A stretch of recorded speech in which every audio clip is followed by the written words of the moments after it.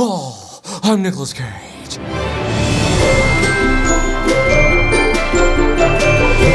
The late 90s were an interesting time. As the year 2000 drew near, the millennium came to a close, people began to worry but also obsess over the potential end of the world, as if the year 2000 was some sort of magic expiration date on society. Disaster movies like Independence Day, Deep Impact, Armageddon, Twister, they became all the rage. Everybody was writing books on how to prepare yourself for the new millennium. Everybody was worried that all of the computers were gonna shut down and everything was gonna come to an end and the sunspots were gonna cause electrical explosions. I don't know, a bunch of stuff that never actually happened. We didn't know how the end of the world was gonna happen on January 1st, the year 2000, but we knew it was going to. And in all the Y2K hype nonsense, it was inevitable that a Christian version of the end of the world would rise to the surface. That was, of course, the book series Left Behind, a Tom Clancy-style political thriller about the premillennialism eschatological interpretation of the Christian faith. By the time the year 2000 did roll around, 8 of these books have been written in the series, several of them being New York Times bestsellers, and a major motion picture based on the first book in the series was to be released that year, which you can check out my review of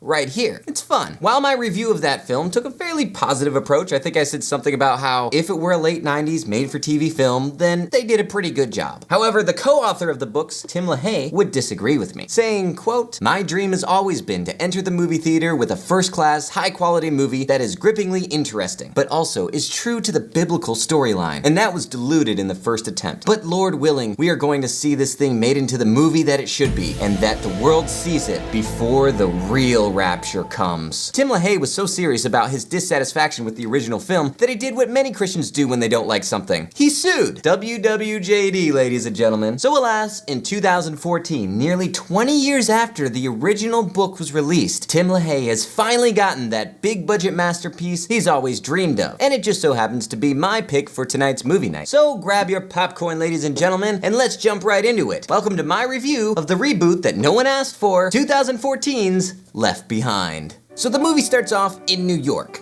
as you can tell from this aerial shot of New York. Product placement. Do you think Richard Branson called up the makers of this movie and was like, "Hey, you know that new Left Behind movie? What's it gonna cost to get my plane in there?" Welcome to JFK International. The red zone is for immediate loading and unloading of passengers only. Wow, it's gonna be pretty difficult not to put a million airplane clips in this one. Acts of God by Chad Michael Murray. You can tell this is the book that was written by one of the characters in the movie, since it's the only book that isn't designed like an actual book cover. I mean, look at all the well-designed books that are on all the bookshelves. You couldn't take some cues from that? All right, and in walks our first main character, Chloe. Hello? Hi, Mom. Chloe, welcome. Mrs. McFly? You're my mom. That's what she looks like as an adult. You are home, right? Yep. I live in the airport. Your brother has been bouncing off the walls. And flying through the ceiling. So Chloe's home from college for her dad's surprise birthday party. But then she finds out that her dad's not gonna make it. What? Since Chloe happens to be in the airport, she decides to wait for him. Clearly things aren't well at home. I mean, look at how sad the mom looks. Aww. Oh, what an awful Photoshop job. So this lady buys this book, and then she happens to see the author right outside the bookstore. What timing? Do you read the Bible? I'm guessing not as often as you do. Well, Matthew 24, verse 7. Oh, here we go. Pestilence. Okie doke, not 4 minutes deep into this Christian film and we're already making Christians out to be total jerks. Do you want to lose the Christian audience? But Chloe overhears it and decides to step in. Honey, God knows everything. Ooh, she's a sassy Christian. The Lord works in mysterious ways, but somehow people keep believing that He loves them. Now that is mysterious. How dare you? Meanwhile, Chloe's dad arrives at the airport. Oh, sorry, and also this flight attendant. Well, I must say they don't waste time establishing these characters, but then again, what does it say about the depth of these characters if their entire personalities can be summed up in the first 5 minutes of the film? She's a loosey-goosey, he's a dirtbag that's never around for his family, she's a spunky non-believer, and he's an arrogant jerk who happens to be attracted to spunky non-believers. The way things are going right now, we could probably play a nice little game of Spot the Christian, then we could see if we're right when the rapture happens. You see, what's happening here is that they have next to no conflict in this movie except for the rapture. rapture. So all of the time that they spend leading up to the rapture has to be spent just establishing who's a Christian and who isn't. It's just boring and repetitive exposition. So while Chloe waits in the airport for her horrible dad, she becomes acquainted with Buck, who happens to be getting on the exact same plane as her dad. I just wanted to say thank you for rescuing me from that nutty lady. Well, thank my mom. Oh, is she pretty? Nutty. Oh, the flirtatious conversations about how nutty one's parents are. I've decided to go with wacko. I like that word.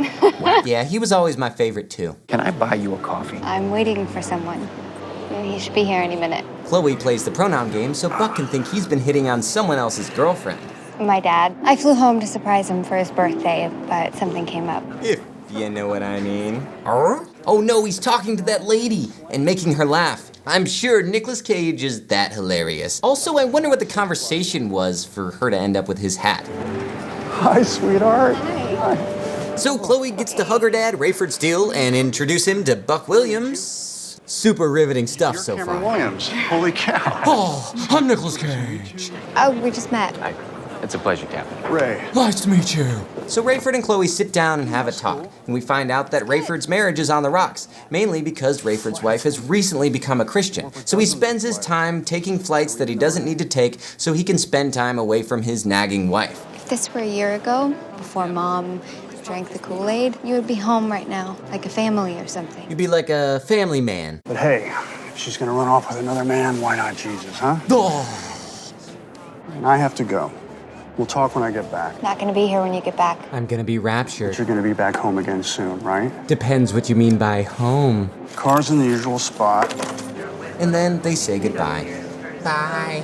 And Nicolas Cage heads off on his flight to London. What a jerk. And the flight attendant says, I'm sorry. Right? You're only allowed one carry-on. I'm sorry, Captain Mascot. Oh, Nicolas Cage, you still got it. Well, if you have any more bad jokes, you can come and find me.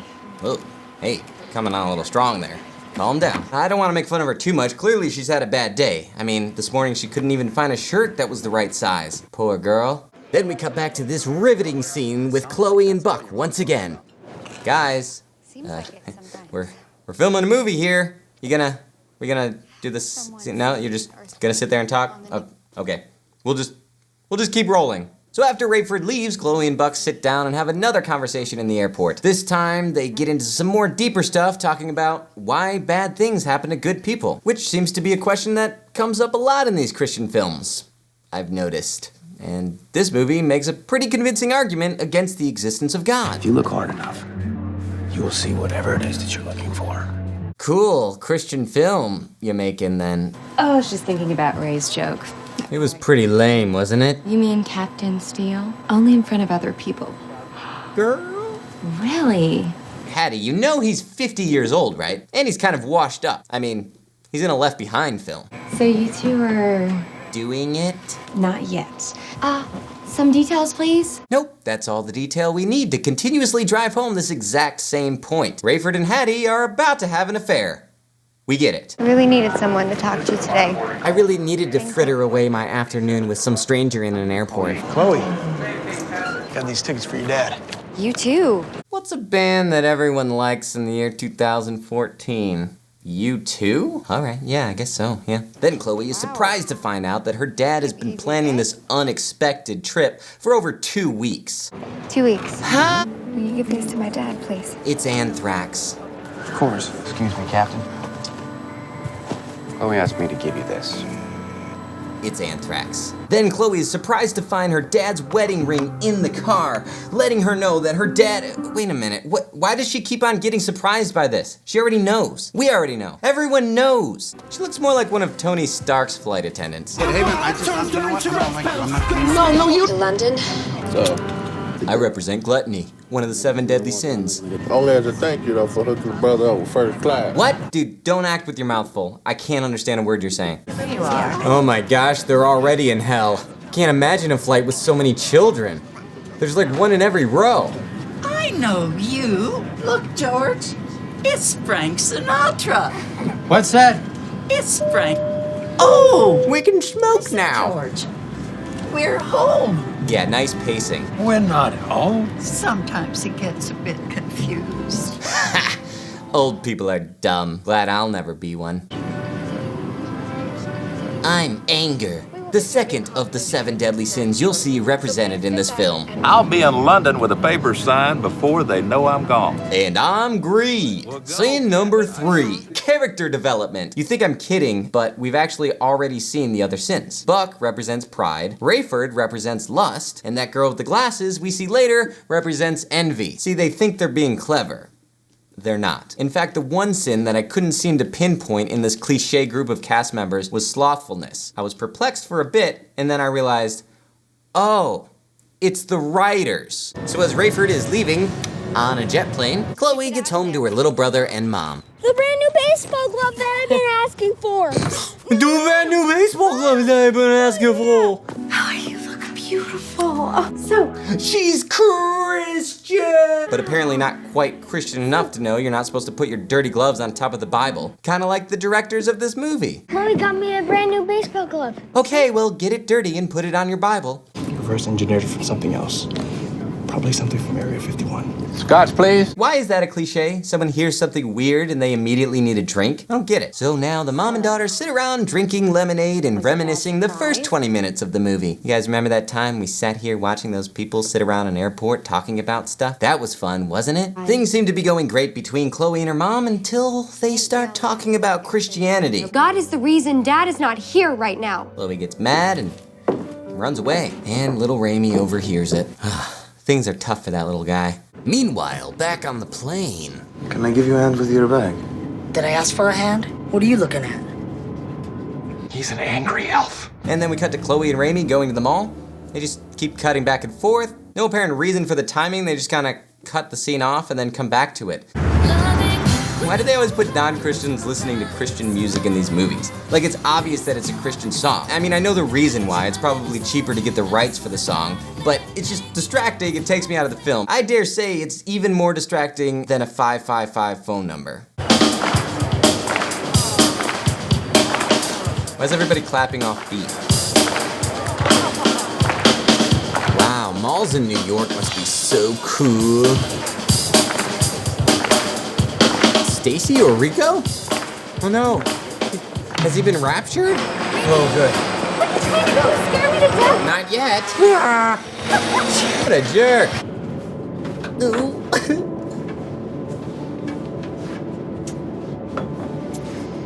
Oh. I got him. The new breath mints. Oh, They're made of paper. I am gonna find a way to pay you back. Oh, great, Cash. I even take credit. I've got one of those square readers. She still wears that necklace, you know. The white later. She never takes it off. Not even in the shower. I know, I spy on everybody. They're gonna be all right? Mom and Dad. Yeah, Raimi, it's fine. It's not the end of the world. Did Dad tell you about my game? You're all we talked about. No, never lie right before the rapture. That's the lesson I'm getting from all this. Oh, what a sweet... Holy crap! No! No! Why would they use such a cheap special effect for the rapture? Seriously, that's so easy to do. I mean, watch. It's just a whoosh sound and 2 really tight, quick fades to white.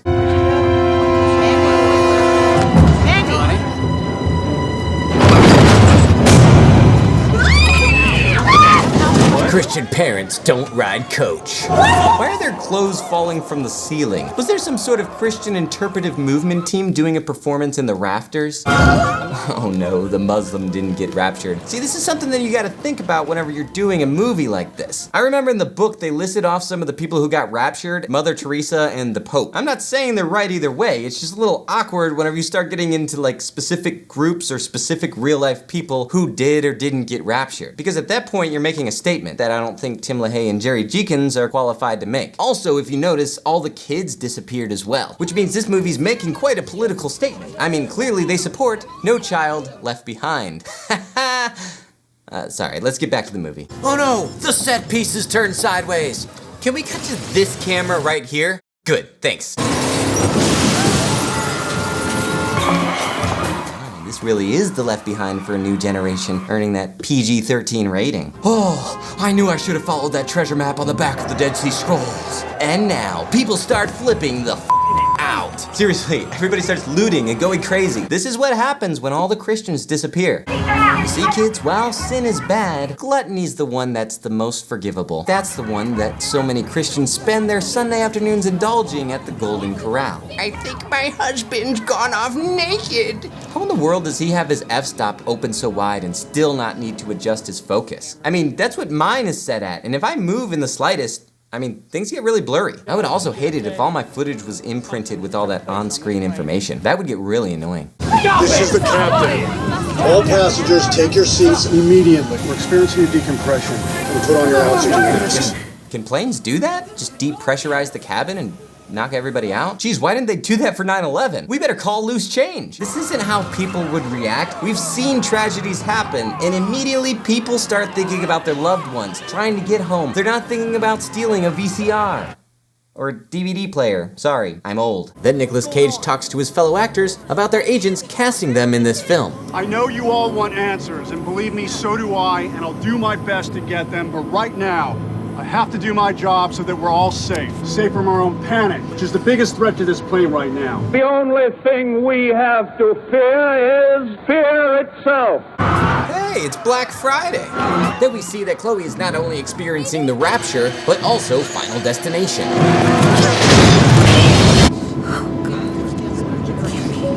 What? She was a Christian, the one who wanted to know all the dirty details about Hattie and Rayford's affair? Well, that's 1 point off for me in the Spot the Christian game. You can never get a signal when you need one. Ray, what is happening? Hattie, you've got to pull yourself together. Get a hold of yourself. Stewardess, please, let me handle this. Calm down now. Get back to your seat. I'll take care of this. Calm down. Calm down. Get a hold of yourself. Doctor, you're wanted on the phone. Hey, that's the same shot as earlier. Man, everything's going wrong for her. Hey, that's my brother's! Fingers! Not the bear! I assume that there's probably a bear in that bus. Also, why was that bus still moving? I mean, if the bus driver disappeared during the rapture, Chloe was still in the mall, she had time to leave the mall, go to her car, go across the parking lot, walk down the street, and now the bus is crashing? You're a little late to the party, bus. Look, pal, there's something unusual about all of us here. Get that thing out of my face. Get that cone out of my face! All right, ladies and gentlemen, hold on to your seats because here comes the big action sequence.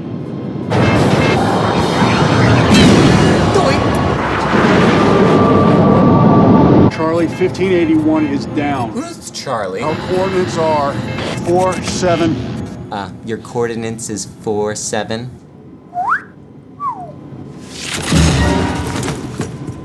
So this guy begins getting suspicious of the other guy.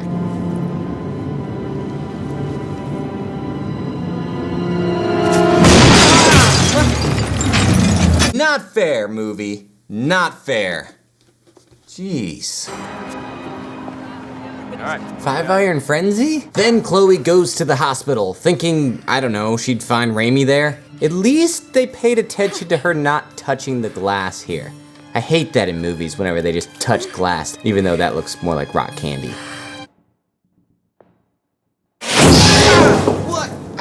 Jeez, what's wrong with you, movie? Look out, Chloe, it's a walker! It's everywhere. Then, just when you thought nothing could get worse, it gets worse. Are we on fire? We all have a right to know if we're gonna die. Hey, everyone, listen up. No one is gonna die, you hear me? No one will ever die, I promise. Why? Why that picture? We're on fire. But it'll burn off. But? It's fuel. Fuel we need to get home. Yeah, it seems the only other plane up here was the one that hit us. Did they lose any passengers? I don't know about passengers, but I do know this. There wasn't anyone flying that plane. There wasn't anybody flying that plane. Not the dog! So Chloe gets back to the house, where she discovers her mom, and her brother are missing. Obviously, Raimi's missing. She was right there whenever it happened. Stupid. Let's just get this movie over with. Meanwhile, people on the plane come up with some theories as to what exactly happened. What if we just cannot see them? If they're invisible? Jeez Louise. Jeez Louise. Yeah, that's something a non-Christian would say. Ha! Comic relief, ladies and gentlemen. Why do you keep doing that, movie? Stop it. In case this hasn't been driven home nearly enough, it's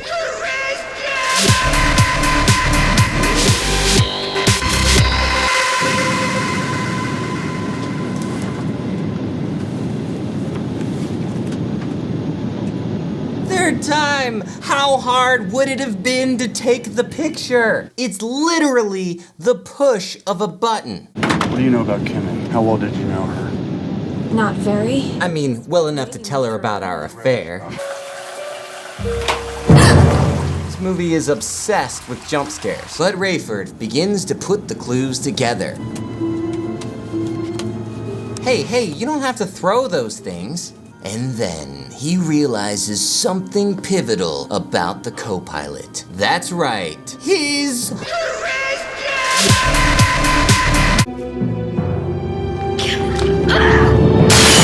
That's exactly what Tim LaHaye and Jerry Jenkins did with the Bible when they wrote the Left Behind series. What? I can use the same joke twice. Come on, just... Yeah, it's fine. Just dump that all over the plane's controls instead of on the empty seat that's right next to you. Either I'm going crazy or the entire world is insane. I'm inclined to believe the first one, Nick.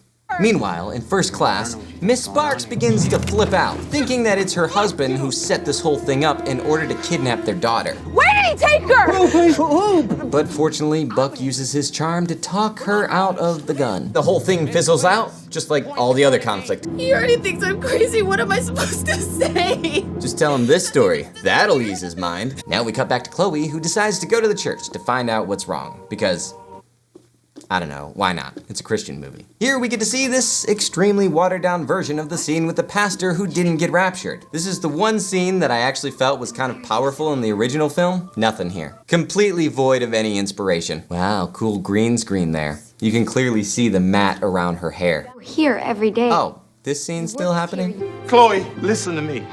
Listen to you. Why should I? You didn't even listen to you. Oh, snap! Then finally, somebody gets a hold of Ray on the radio, and not a moment too soon. How many did you lose? Oh, crap.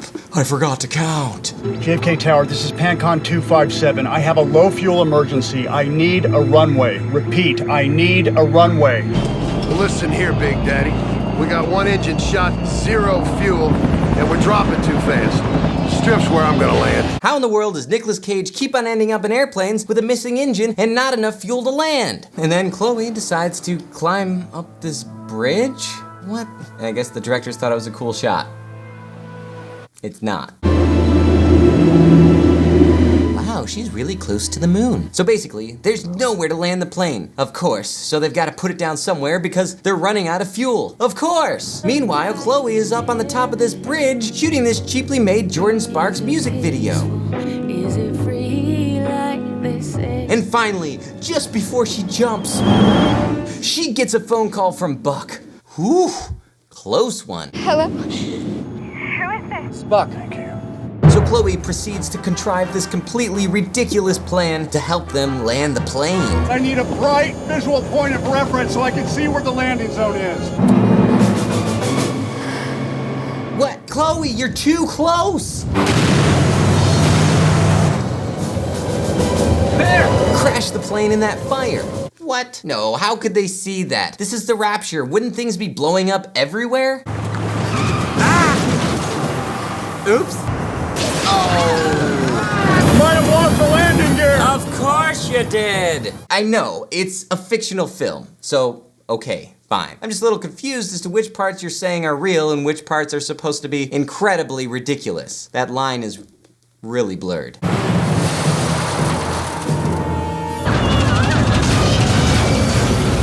Whoa, now the movie's a cartoon. Dad, you know what's real.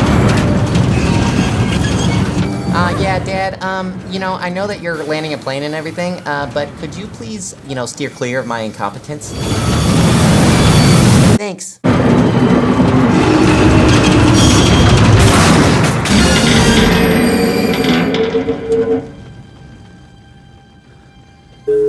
Oh, we're home. Trailer shot. I can help you. Good. Yeah, I'm safe. What? Was that supposed to be funny? Seemed a little unnecessary. And as they stand there among the wreckage, the movie leaves us with the threat of a sequel. Looks like the end of the world. Not yet. I'm afraid this is just the beginning.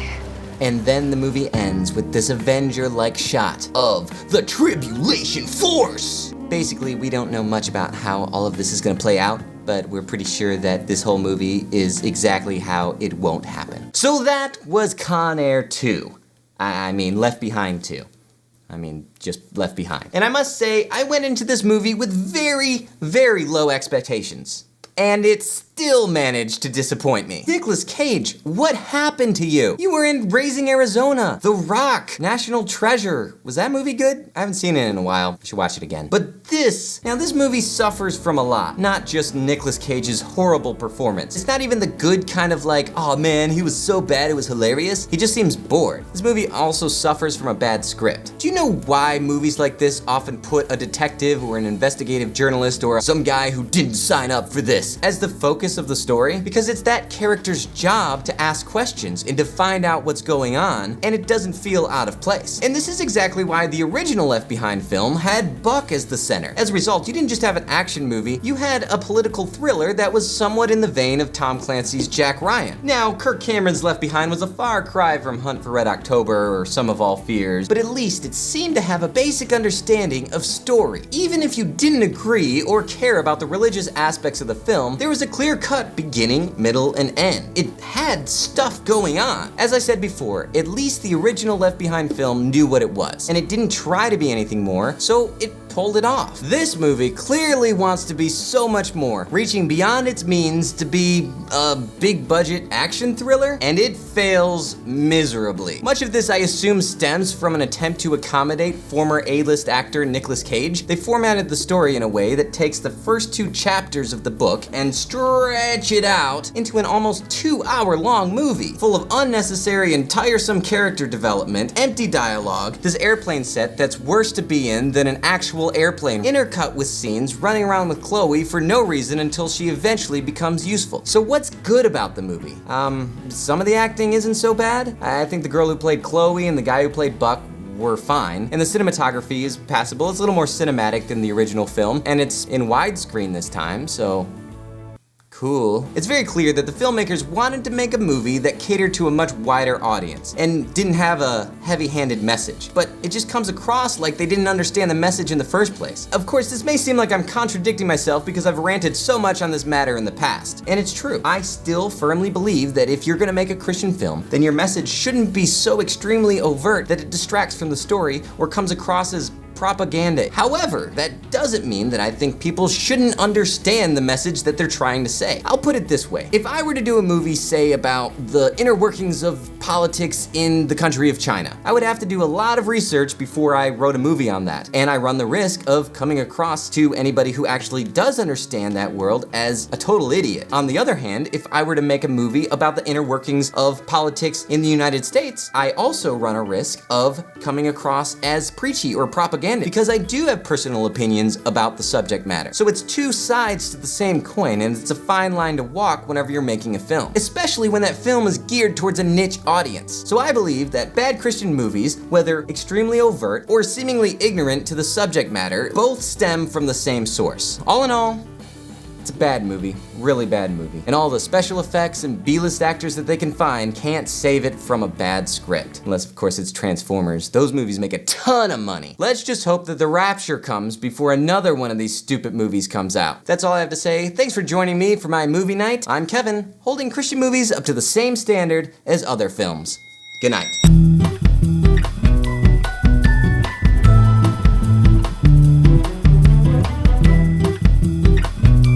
Hey, so So you liked that review of that Left Behind movie? I liked it too. It was a lot of fun to put together. If you want to check out some of my other reviews that I've done, then you can click on some of these links that I've got right here. One thing about these movie reviews is that it takes a lot of work to put together, so if you like the show and you want to support what I'm doing here, then check out patreon.com/saygoodnightkev. Thanks so much for watching, I really appreciate it. That and sharing it with your friends is the most important thing you could ever do in your entire life.